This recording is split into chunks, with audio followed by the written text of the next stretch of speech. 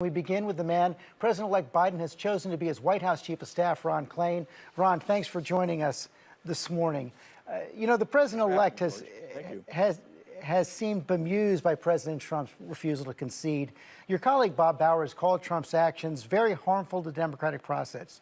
How much damage has the president done? How much damage can he do? Well, I think he has definitely set back the democratic norm here in the United States. He's been doing that for 4 years, and that's ramped up since the election. He couldn't really run on his record. The voters rejected his leadership. A record number of Americans rejected the Trump presidency, and since then, Donald Trump's been rejecting democracy. He's been, as you said at the outset, launching baseless claims of voter fraud, baseless litigation. He's been rejected by 34 courts, and now these efforts to try to get election officials to overturn the will of the voters. It's corrosive, it's harmful, but as Mitt Romney said, it's not going to change the outcome of what happens here. At 12 noon on January 20th, Joe Biden will become the next president of the United States.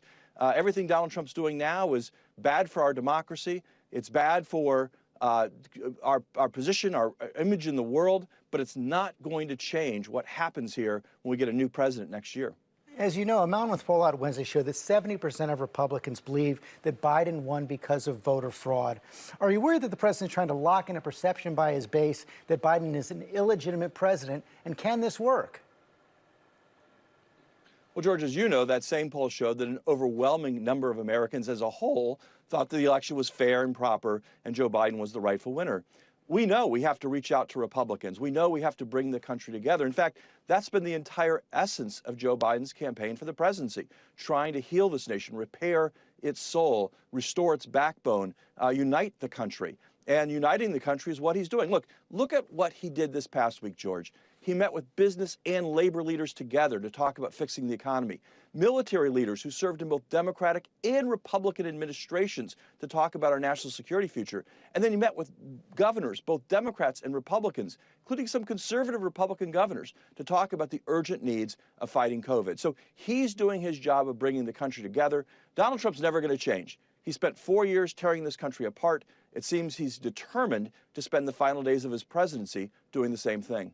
One person the president-elect did not meet with is Mitch McConnell, the Senate Republican leader. After that Pennsylvania court decision last night, Republican Senator Pat Toomey had this to say. He said President Trump should accept the outcome of the election and facilitate the presidential transition process. Is it time for Mitch McConnell and other GOP leaders to do the same?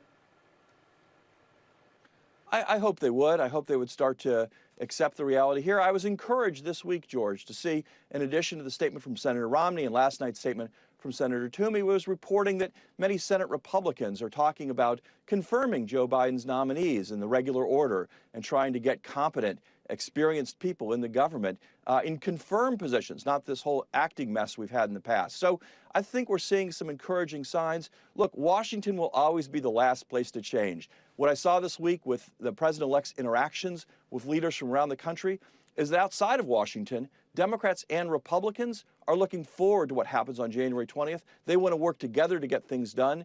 Now we have to get the job done here in D.C. As a practical matter, your transition is challenged until the GSA ascertains a winner. The president-elect has warned that continued delay could actually cost American lives. What options do you have if the GSA continues to block the transition? Yeah, George, there's obviously parts of the transition that are in our control. We're picking people to work in the White House and to work in the cabinet. We're building our policy plans. We're, having high-level meetings with leaders from around the country. And so there's parts of the transition that are proceeding apace and, in fact, proceeding at record-setting pace. But as you note, there are other parts that are not in our control. The president-elect, the vice president-elect are not getting the kind of intelligence briefings they're entitled to. We're not getting, our transition isn't getting access to agency officials to help develop our plans. And there's a lot of focus on that vaccine rollout plan that's going to be critical in the early days of a Biden presidency. We have no access to that. And we're not getting background checks. We're not in a position to get background checks on cabinet nominees. And so there are definite impacts. Those impacts escalate every day. And I hope that the administrator of the GSA will do her job. The law only requires her to find who is the apparent victor of the election. And I can't imagine there's any dispute that Joe Biden is the apparent winner of the presidential election. You talked about vaccine distribution. I talked to General Perna from Operation Warp Speed on Friday. He said the lack of communication between his team and the transition isn't delaying distribution at all. Do you buy that? Well, obviously, it doesn't delay distribution while Donald Trump's in charge. But on January 20th, Joe Biden will be in charge. And if there isn't a seamless flow of information now so that we know what we're getting ourselves into, so we know what plans they've made, so we know what gaps there are in the plans, then I do think there's risk that that distribution has gaps and lapses starting on January 20th. You know, I'm sorry, but while I respect many people involved in this effort on the Trump side in terms of the vaccine distribution effort, the fact of the matter is the Trump administration has a history of failure in dealing with the COVID crisis, including a dramatic and drastic failure on the testing challenge. And so I think just, if the Trump administration positions, we're just supposed to trust them that this is all going to work out, I think that's a hard sell to the American people. We have seen that good news on the COVID vaccine, though. Both Pfizer and Moderna on track for emergency use authorization. Should the president in Operation Warp Speed get any credit for that? Well, I think that everyone involved should get credit for that. It starts most importantly with the scientists, the brilliant men and women who've done this work. But George, vaccines don't save lives. Vaccinations save lives. And so the scientific work that's been done to get this vaccine to the place where it can be approved by the FDA, hopefully very, very soon, is just the first step. The much bigger step is actually getting those vaccinations to the American people. That's hard. Look, the Trump administration has been at this for 8 or 9 months. In the course of that, fewer than 1 in 3 Americans has gotten a COVID test. And so now the question is, how can we get 100% of Americans a vaccine in short order? And that is a challenge that I think the American people are right to be skeptical about in terms of the way in which the Trump administration would handle it. And that's a challenge that is going to largely fall on the Biden administration. The sooner we can get briefed on those plans, the sooner we can get our experts in with their experts, I think the more confidence everyone can have that those plans will proceed apace in 2021. Given the continued surge in COVID, should we expect anything like a normal inauguration? No, George, I think it's going to definitely have to be changed. We've started some consultations with House and Senate leadership on that. Obviously, this is not going to be the same kind of inauguration we've had in the past. You know, George, Joe Biden, Kamala Harris conducted this campaign with the safety of the American people in mind. They got a lot of grief for that. They got attacked from that relentlessly by President Trump for the way in which they campaigned safely to try to prevent the spread of the disease. They're going to try to have an inauguration that honors the importance and the symbolic meaning of the moment, but also does not result in spread of the disease. That's our goal. So what does that mean? No parades, no big crowd on the mall, no big lunch inside the rotunda? Well, George, I'm going to let those plans unfold in consultation with the folks in the Capitol who organized that, with the experts who planned that. We ran a very effective and I think engaging Democratic convention this year in August in a way that was safe for the people to participate and watch it, in a way that communicated with the American people. I think we'll have some mix of those techniques, some mix of, scaled down versions of the existing traditions. People have a lot to celebrate on January 20th. I mean, we saw the day that Joe Biden and Kamala Harris were announced as president and vice president of the United States. People all over the world, and particularly in America, dancing in the streets. We know people want to celebrate. There is something here to celebrate. We just want to try to find a way to do it as safely as possible. Meantime, the clock is ticking on the economic relief package. A lot of programs, including unemployment, expire on December 31st. I know the president-elect wants to pass a relief package now. Is he willing to endorse a far smaller package than Democrats have passed in the past, focused just on extending unemployment benefits? And what's your reaction to Treasury Secretary Mnuchin allowing the other Fed lending programs to expire? Well, so first, as you know, George, the president-elect, the vice president-elect met face-to-face in Wilmington on Friday with the Leader Schumer and Speaker Pelosi to talk about the best way to get that relief done. They're on point for negotiating this package, and the president-elect said that he will support the best outcome they can achieve in these negotiations. I am very concerned. I think the president-elect's very concerned that we're in a real crisis in many households in this country right now. As you said, unemployment insurance runs out for many people at the end of the year, before Joe Biden takes office.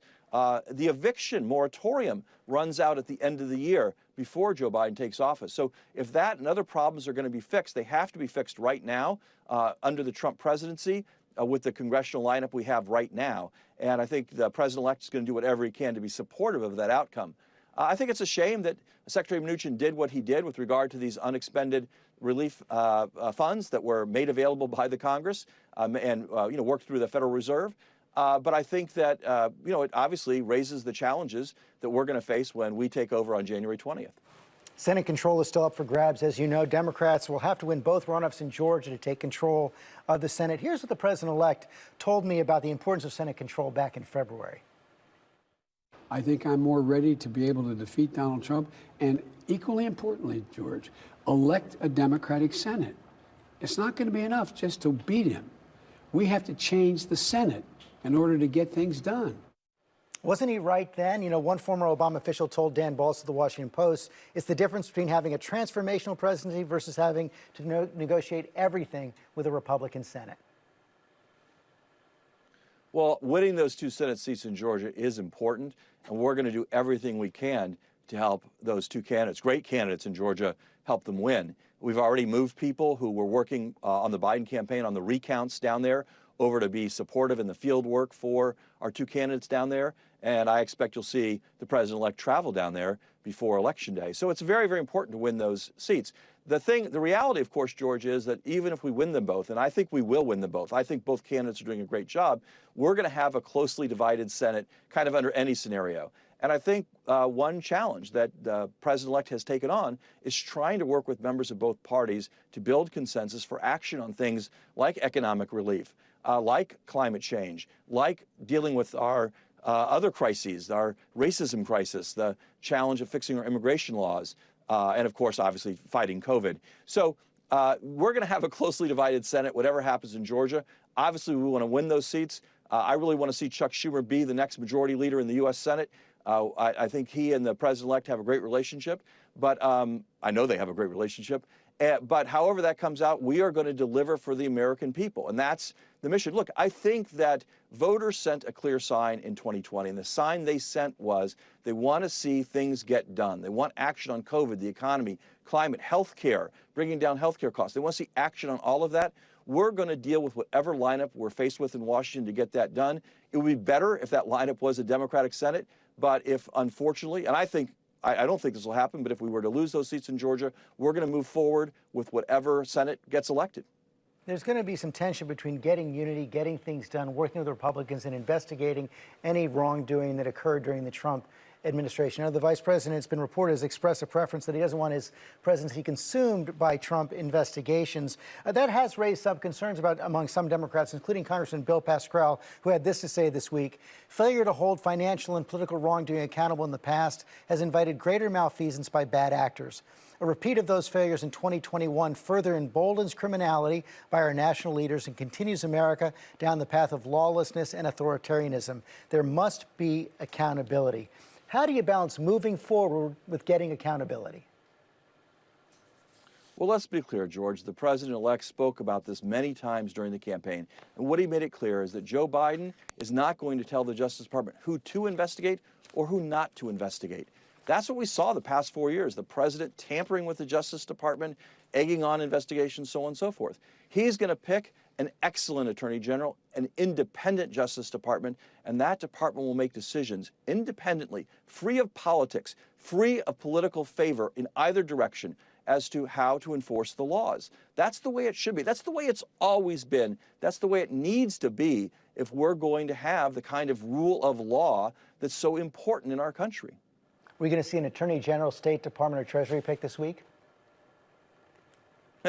Well, what I can confirm, George, is that you're going to see the first of the president-elect's cabinet appointments on Tuesday of this week, meeting, in fact, the pace that was set by the Obama-Biden transition, beating the pace set by the Trump transition. So you're going to see the first cabinet picks this Tuesday. But if you want to know what cabinet agencies they are, who's going to be in those cabinet agencies, you'll have to wait for the president-elect to say that himself on Tuesday.